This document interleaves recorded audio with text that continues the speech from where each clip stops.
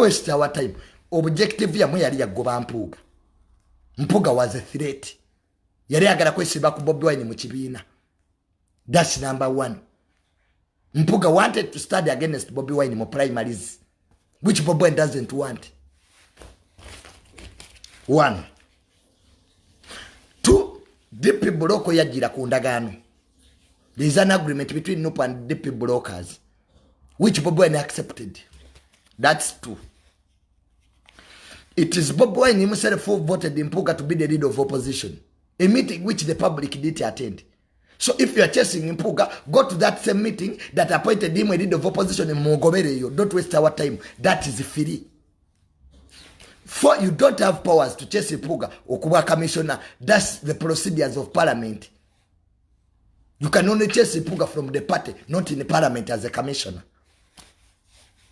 5, the committee which gave Mpuuga money has powers to do that. Apart from they don't have a law that backs them. Akachika akawaona de Mpuuga neba commissioner bali abalala obuyinza kabwina netekaina teka lye kesigamako okole ekyo sikyetigiza kyali kikyamu. Simple as that. Toyongera ko birala. Leka fa basoma tukwanalizingire. Tolinda bya soloti.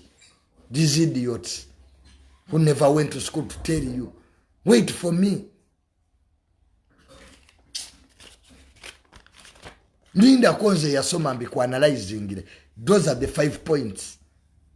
Era fa bategevu omusango gwa unale Mpuuga guli mu law and morality. That's it. Was it in law? It wasn't in law. They had to go to the floor of parliament to amend the law. Yeah. Muntwale mu parliament. The good thing nyenda kuba MP wa Kampala. Musoke mulabe Juni Young and ku floor. Oh. Get honorable speaker. This is not only theft by theft. I treat it as a concur with constitution. Article 239 of Constitution, Sabbatical AB, Urundi kufuro ya Parliament, mpasabu Mason, nga Parliament yo nesiris. Numagala bana abatategeera notwala onaino kubanga alunda ante lutamaguzi bogerera ku madala ga Parliament oluzungu lwabalema. Oyo lutamaguzi omusanga ku madala ga Parliament. Batesa oyirolo. Lutamaguzi lwaki totubulira ku oyirolo? Nchaine dachika. Honorable Lutamaguzi, why don't you discuss oyirolo? Lwacho jirekera ba honorable Nsereko.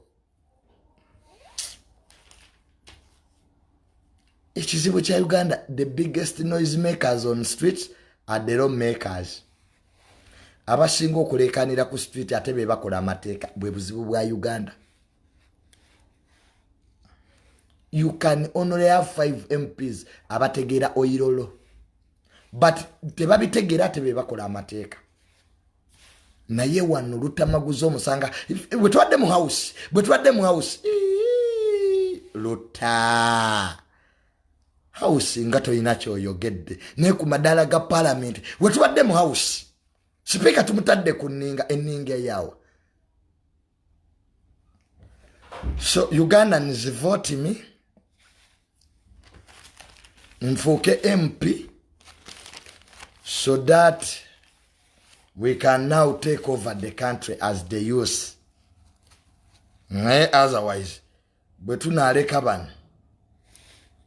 So Mpuuga should get out of the party. There is nothing to prove.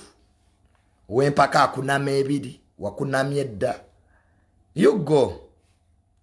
After all, ne sente oyina, watugamba mbu ne data mine iyo. Kati gwe mugago jeko mu 7.